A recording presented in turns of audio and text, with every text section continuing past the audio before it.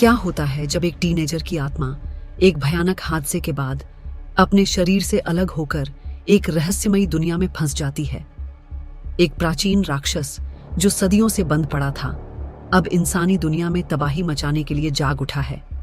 सिर्फ एक अनुभवहीन spirit detective जिसे अपनी ताकतों का अंदाजा भी नहीं, इस खतरे को रोक सकता है। लेकिन क्या वो अपने अंदर छुपी शक्ति को वक्त रहते जगा पाएगा, या फिर दो दुनियाओं का टकराव सब कुछ नष्ट कर देगा? कहानी में आगे बढ़ने से पहले दोस्तों, मैं बड़ी मेहनत से वीडियो बनाती हूँ, मगर वीडियो में कोई भी कमेंट और लाइक नहीं आते। प्लीज दोस्तों, वीडियो को लाइक जरूर करें और कमेंट में अपनी राय जरूर दें। साथ ही अगर आप चैनल पर नए हो तो प्लीज चैनल को सब्सक्राइब जरूर कर लें। तो चलिए शुरू करते हैं आज की कहानी। कहानी की शुरुआत जापान के सरशी शहर से होती है, जहां टीनेजर युसुके उरामेशी अपने शरीर को अस्पताल ले जाते हुए देखता है। ये सब एक एक्सीडेंट के बाद होता है। उसकी बचपन की दोस्त युकिमुरा को दौड़ती हुई मौके पर पहुंचती है जब एम्बुलेंस में उसका शरीर लादा जा रहा होता है। लेकिन जब एक पैरामेडिक युसुके के आर पार गुजर जाता है, तभी उसे एहसास होता है कि वो मर चुका है। 4 घंटे पहले की एक फ्लैशबैक में दिखता है कि सरशी शहर में एक विशाल गड्ढे से एक राउंडवर्म मॉन्स्टर भाग निकलता है। उसी वक्त लोकल स्कूल में युसुके का दोस्त कीनो कुछ लड़कों से झगड़ रहा होता है, लेकिन युसुके को टीचर उन स्कूल बुलीज को पीटते हुए पकड़ लेता है, बिना ये जाने कि उसने कीनो को बचाया था। युसुके को सफाई देने की जरूरत नहीं लगती, वो बस स्कूल से निकल जाता है। घर पहुंचने पर उसकी माँ उसे नाकारा बेटा कहकर डांटती है। तंग आकर वो थोड़ी हवा खाने बाहर निकल जाता है। कुछ मिनट बाद उसका पुराना दुश्मन काजुमा अपनी गैंग के साथ उसे घेर लेता है, लेकिन युसुके आसानी से सबको धूल चटा देता है और काजुमा की हालत खराब कर देता है। उसी शाम को एक लोकल रेमन शॉप पर पहुंचती है, जहां वो पार्ट टाइम काम करती है। उसके दोस्त युसुके को वहां देखकर जल्दी से निकल लेते हैं, क्योंकि वो उस बदनाम लड़के के साथ नहीं दिखना चाहते। लेकिन कू, जो उसकी बचपन की दोस्त है, उसे चिल्लाकर कहती है कि उसने टीचर के सामने अपनी सफाई क्यों नहीं दी। इसी बीच वो राउंडवर्म मॉन्स्टर एक ट्रक ड्राइवर के शरीर में घुस जाता है और उसे उस सड़क पर गाड़ी चलाने को मजबूर करता है जहां युसुके चल रहा होता है। सड़क पर टहलते वक्त युसुके देखता है कि ट्रक एक छोटे बच्चे से टकराने वाला है। वो दौड़कर बच्चे को धक्का देता है, लेकिन खुद ट्रक की चपेट में आ जाता है। इसके बाद हमें बताया जाता है, बहुत पहले डीमन वर्ल्ड और ह्यूमन वर्ल्ड आपस में जुड़े हुए थे। जो इंसान डीमन वर्ल्ड के करीब जाते, उन पर योकाई नाम के खतरनाक स्पिरिट्स हमला करते थे। वक्त के साथ योकाई और हिम्मती हो गए और ह्यूमन वर्ल्ड में आकर लोगों पर हमला करने लगे। इस हिंसा को रोकने के लिए स्पिरिट रियल्म ने बीच में आकर डीमन और ह्यूमन वर्ल्ड को पूरी तरह अलग कर दिया, या कम से कम उन्हें ऐसा लगा था। कहानी वापस पहले सीन पर आती है। युसुके की आत्मा देखती है कि उसका शरीर एम्बुलेंस में ले जाया जा रहा है। तभी बोटान, जो ग्रिम रीपर है, वहां पहुंचती है। वो युसुके को बताती है कि उसकी मौत की उम्मीद नहीं थी, क्योंकि एक छोटे बच्चे को बचाना उसके गुंडे जैसे पर्सनैलिटी के लिए अजीब था।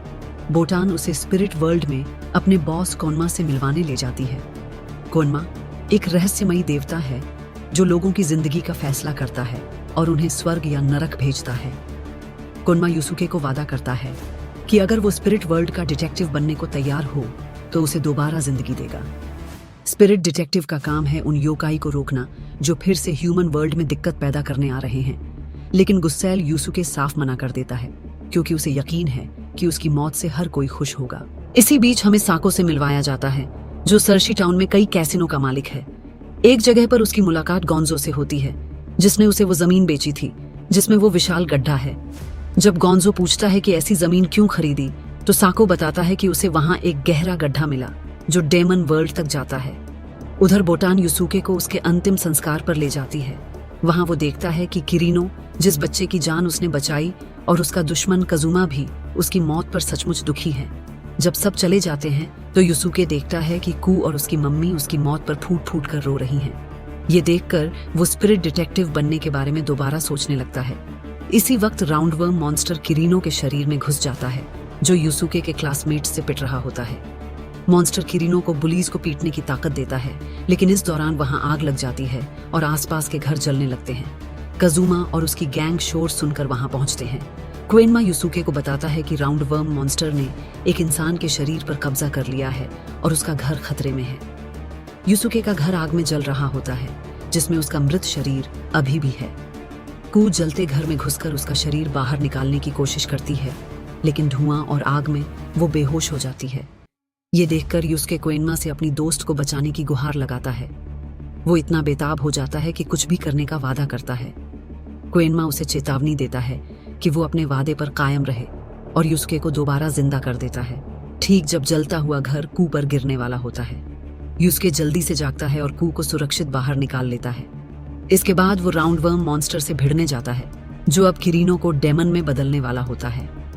कोएनमा युसुके को अपनी स्पिरिट एनर्जी चैनल करके मॉन्स्टर को मारने को कहता है, लेकिन ये कैसे करना है वो ठीक से नहीं बताता। किरीनो, जो अब मॉन्स्टर के कब्जे में है और ज्यादा आक्रामक और जानवर जैसा हो जाता है, युसुके उससे लड़ता है। शुरू में बुरी तरह पिटता है, लेकिन फिर अपनी स्पिरिट एनर्जी चैनल करता है और आखिरकार मॉन्स्टर को अपने हाथों से मार डालता है।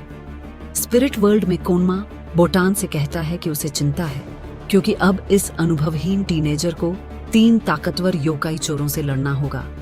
फिर हमें ये 3 योकाई ही, कुरामा और गुकी दिखाए जाते हैं, जो अपनी अपनी स्किल्स दिखाते हुए स्पिरिट वर्ल्ड से 3 ताकतवर जादुई चीजें चुराते हैं। इसके बाद सीन एक प्लेग्राउंड पर शिफ्ट होता है, जहां गुकी छोटे बच्चों की आत्माएं चुराकर एक जादुई ऑर्ब में डाल रहा होता है। उधर बोटन और कोएनमा युसुके को उसकी स्पिरिट एनर्जी को उंगलियों से चैनल करना सिखाते हैं, जिसे वो स्पिरिट गन कहता है। तभी उन्हें पार्क की घटना का पता चलता है, जहां बच्चों की आत्माएं चोरी हो गई हैं। युसुके और बोटान तुरंत अस्पताल पहुंचते हैं, जहां बोटान बताती है कि बच्चों को बचाने का एकमात्र तरीका है गुकी से उनकी आत्माएं वापस लाना। युसुके गुस्से में बिना पूरी तैयारी के गुकी पर हमला करने निकल पड़ता है। रास्ते में उसकी मुलाकात कजुमा से होती है, जो हैरानी की बात है कि बोटन को देख सकता है। युसुके उसे डेमन वर्ल्ड के योकाई के बारे में बताने लगता है, लेकिन बोटन उसे बीच में खींच लेती है, जिससे कजुमा पूरी तरह कंफ्यूज हो जाता है। जल्द ही वो उस बच्चे से मिलते हैं जिसकी जान युसुके ने बचाई थी। बच्चा बताता है कि उसके अपार्टमेंट कॉम्प्लेक्स के पास कुछ बच्चे अचानक प्लेग्राउंड पर गिर गए और उनकी जान निकल गई। युसुके तुरंत अपार्टमेंट कॉम्प्लेक्स की ओर बढ़ता है और गुकी को एक काले धड़कते हुए ऑर्ब के साथ देखता है। गुकी युसुके को उसे फॉलो करते हुए नोटिस करता है और ऑर्ब को जमीन पर छोड़ देता है, जैसे कि जाल बिछा रहा हो। युसुके ऑर्ब लेने दौड़ता है, लेकिन गुकी उस पर हमला कर देता है। गुकी अपना असली रूप ले लेता है, एक विशाल लाल डेमन, और पार्किंग लॉट में युसुके से लड़ने लगता है। तभी दूसरा योकाई कुरामा वहां आता है और दूर से उन्हें देखता है।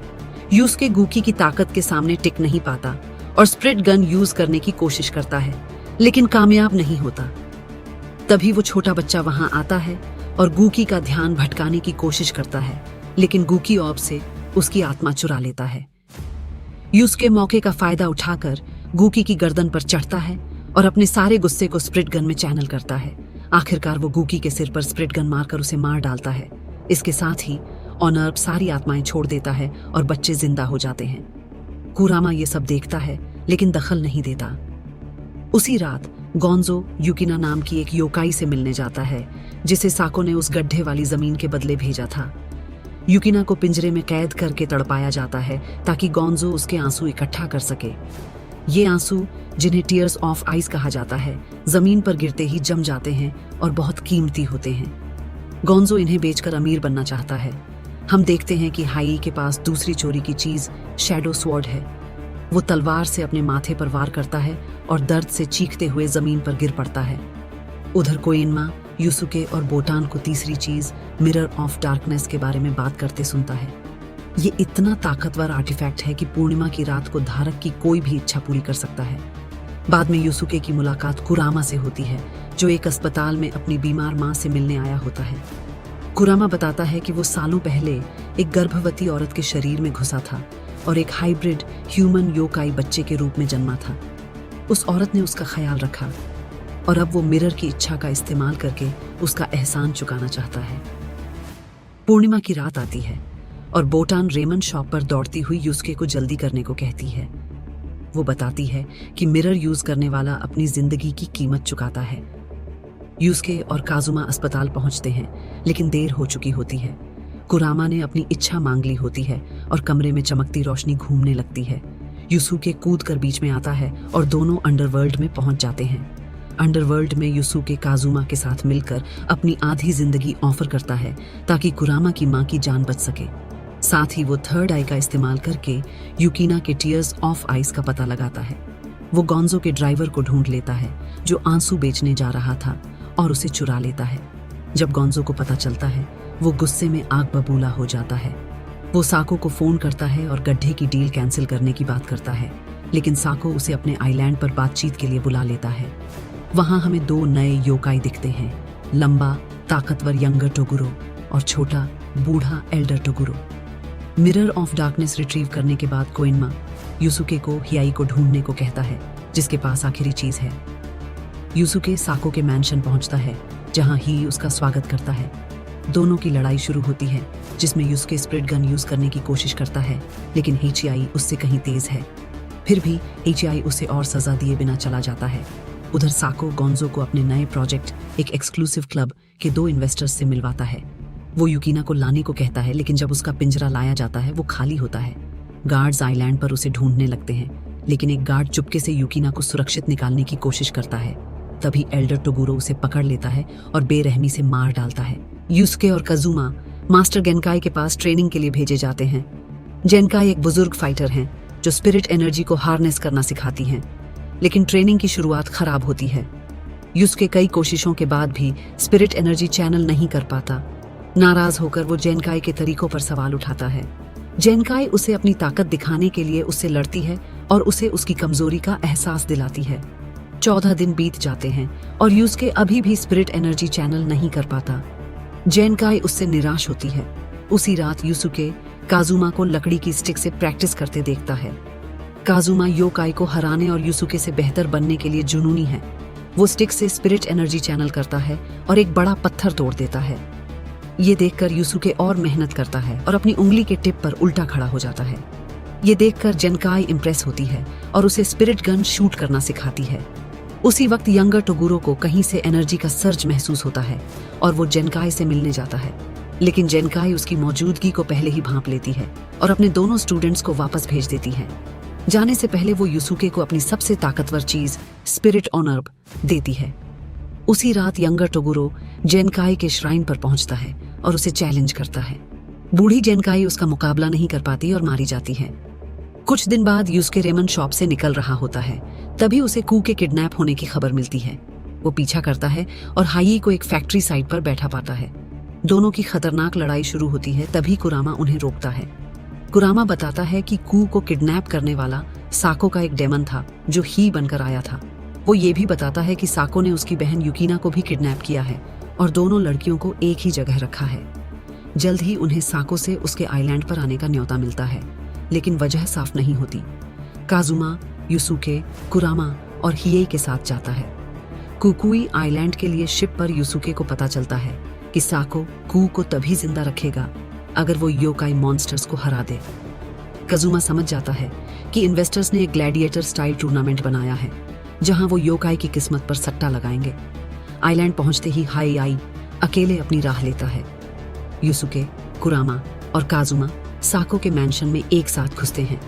वहां उनकी मुलाकात करासू नाम के योकाई से होती है जो एनर्जी ब्लास्ट की ताकत रखता है।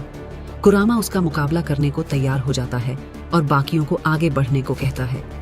आइलैंड के दूसरे हिस्से में हाई बुई नाम के विशाल योकाई से भिड़ता है जिसके पास बड़ा कुल्हाड़ा और भारी कवच है। आगे बढ़ते हुए काजुमा और यूसुके अलग हो जाते हैं ताकि लड़कियों को ढूंढ सकें। करासू के एनर्जी बम्स कुरामा पर भारी पड़ते हैं तो वो अपना असली योकाई रूप लेता है, एक तेज सफेद बिजली जैसा रूप जिसमें जहरीले पौधों पर कंट्रोल है। वो कुछ देर के लिए करासू पर हावी हो जाता है, लेकिन फिर ह्यूमन फॉर्म में वापस आता है। अब कमजोर होने के बावजूद वो करासू की हथेली में जहरीला कांटा घोंप देता है। धीरे धीरे पौधों की जड़ें करासू के शरीर में फैलती हैं और उसकी नसों को चीरकर उसे मार डालती हैं। उधर हियाई बुई को अपनी तेजी से परेशान करता है। गुस्से में बुई अपना कवच उतार देता है और पूरी ताकत से हमला करता है। वो पहले से ही ताकतवर था, लेकिन अब तेज भी हो जाता है। एक झटके में वो हाई को कई दीवारों के आर पार फेंक देता है, लेकिन हाई फिर उठता है और अपने हाथ से आग के सांप की ताकत निकालकर बुई को मार देता है। हालांकि उसका दायां हाथ बुरी तरह जख्मी हो जाता है। आइलैंड पर कू घायल होने का नाटक करती है और एक गार्ड को चकमा देकर खुद और यूकिना को आजाद कर लेती है। लेकिन साको अपनी सिक्योरिटी कैमरों से सब देख रहा होता है। दोनों लड़कियां कजुमा से मिलती हैं, लेकिन एक विशाल कुत्ते जैसे डेमन का सामना करना पड़ता है। कुछ देर तक पीछा करने के बाद वो एक मेटल डोर से भाग निकलती हैं, लेकिन उनकी किस्मत खराब होती है क्योंकि वो एल्डर टोगुरो से टकरा जाती हैं, जो अपने शरीर को किसी भी तरह बदल सकता है।